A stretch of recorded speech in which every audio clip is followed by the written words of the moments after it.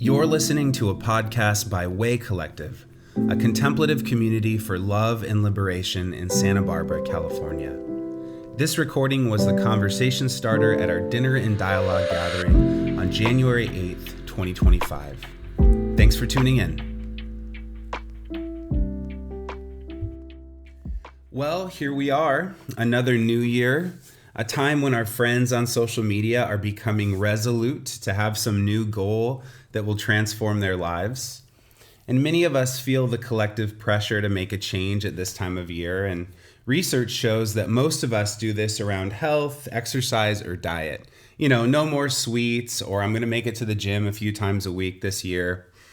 And the narrative that we often receive in our society is one of optimization, that the arc of our lives is about achieving more, becoming more highly refined and attuned, and taking the bull by the horns in order to make sure that we are in control of our destiny. We could call this, in some sense, climbing the ladder of success. But both Jesus and nearly all contemplative traditions across faiths teach a different path, not one of ascent, but the path of descent.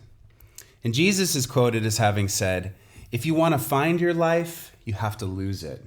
Don't optimize it. If you give your life away, it will be given back to you." I love that the mystic Thomas Merton once used this metaphor.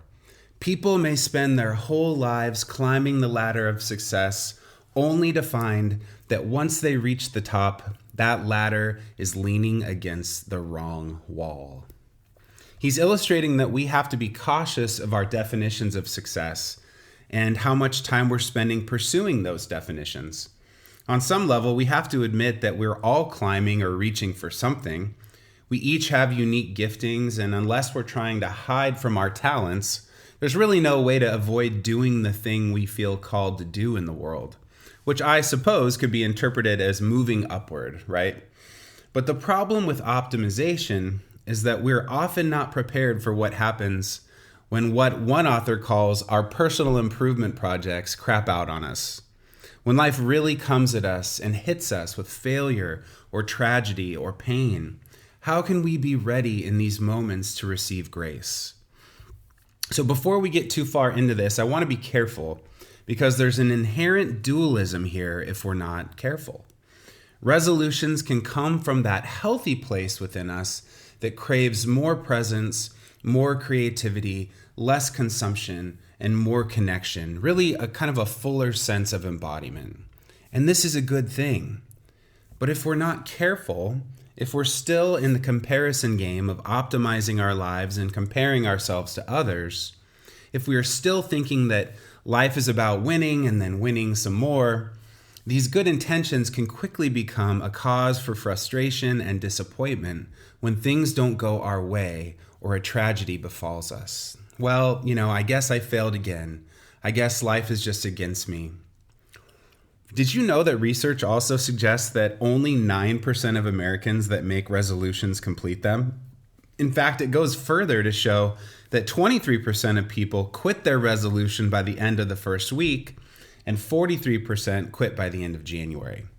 So if you've ever set a resolution and failed fairly quickly, you're in good company with pretty much all of humanity.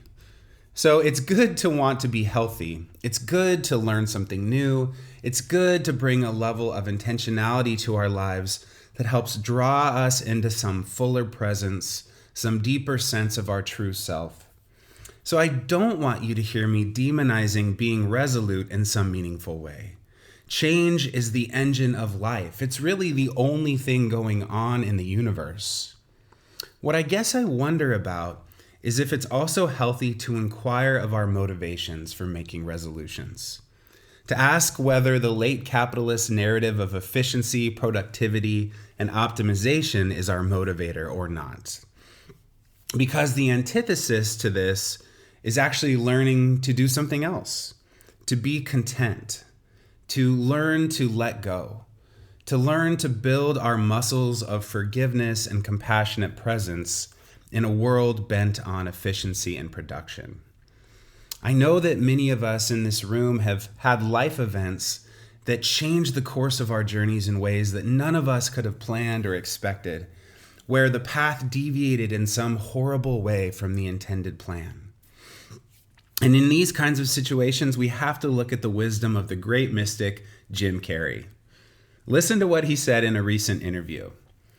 The first half of your life you spend acquiring and adding, thinking you can add to yourself, and it looks great when you've got a cool car and some nice clothes, and you know when you've done something that people admire. But if you pursue this, you can never be happy because it's not where happiness comes from. Ultimately, he says, I believe that suffering leads to salvation. In fact, it's the only way. That somehow we have to accept and not deny, but feel our suffering and feel our losses, and then we make one of two decisions. Either we decide to go through the gate of resentment, which leads to vengeance and harm to self and others, or we go through the gate of forgiveness, which leads to grace, just as Christ did on the cross. He suffered terribly and he was broken by it, and his decision was to look upon the people or situation that was causing that suffering with compassion and forgiveness. And when we do that, he says, that's what opens the gates to heaven for all of us. So Ace Ventura is in line with many of the great mystics in understanding this great truth, that suffering leads to transformation and ultimately to true peace. And this is a different narrative than the one you will see streamed into your social feeds in this first month of the year.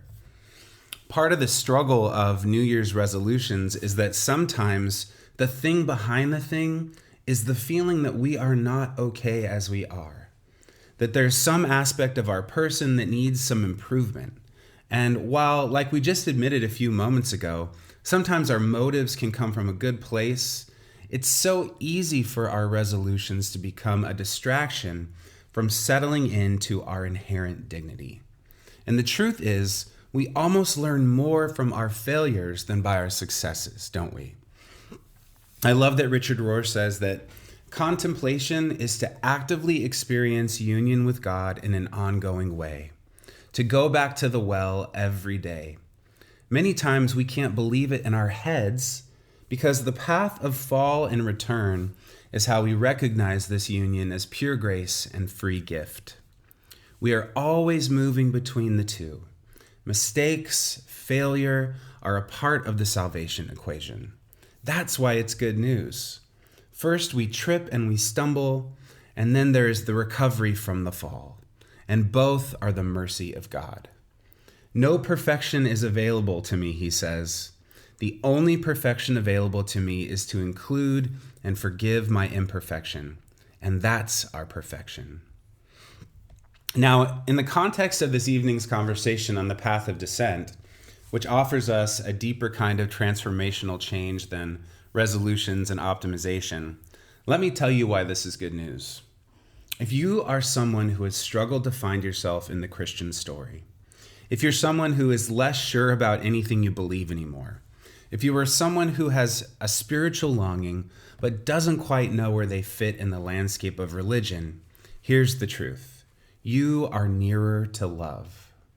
If you felt like you've been a failure in your life, if you're someone who doesn't measure up to those around you or others in your life, or by all the metrics of society, the truth is that you are near to love. If you're someone who has endured a recent or not so recent experience of deep suffering, if you've suffered so long that you've felt in your body, in your spirit, that there may be no end to it, you are nearer to love. You see, it's through wrestling with these depths that we come to know more fully love.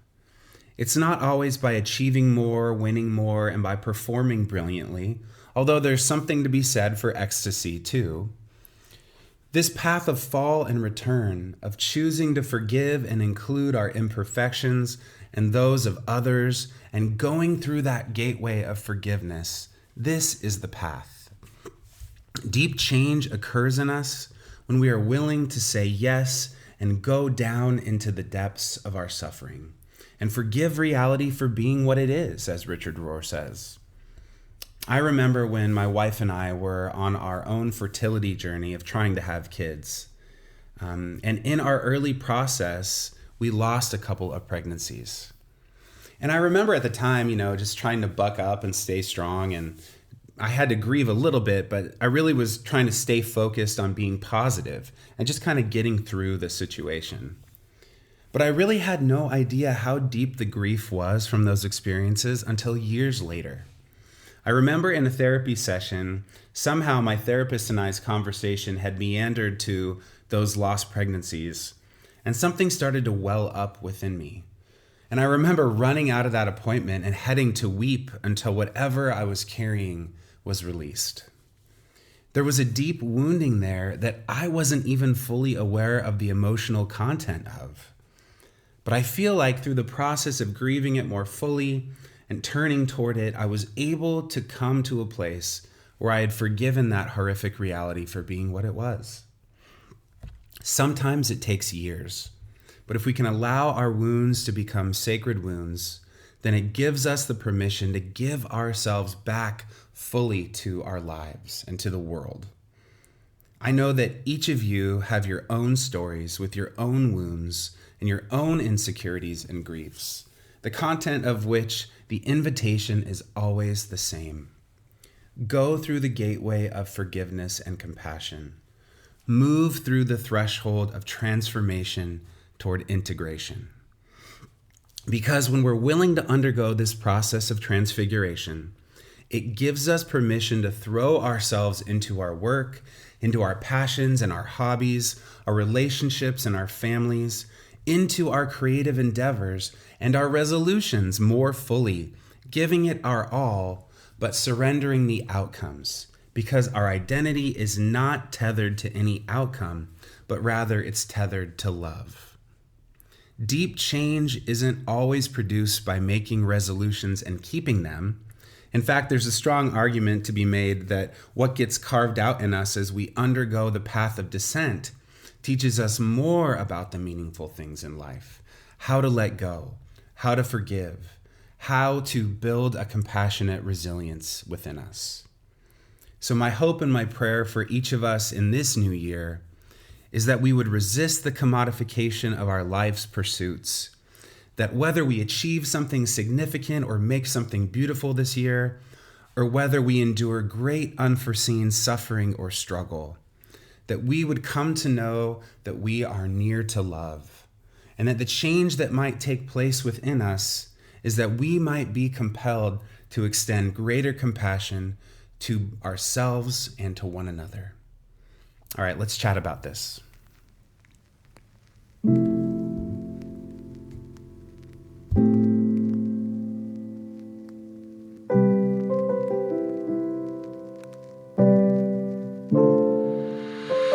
Thanks for listening to this podcast by Way Collective. To keep up with our community, you can subscribe to this podcast, go to www.waycollective.org, or follow us on Instagram at @WayCollective. Peace and every good, y'all.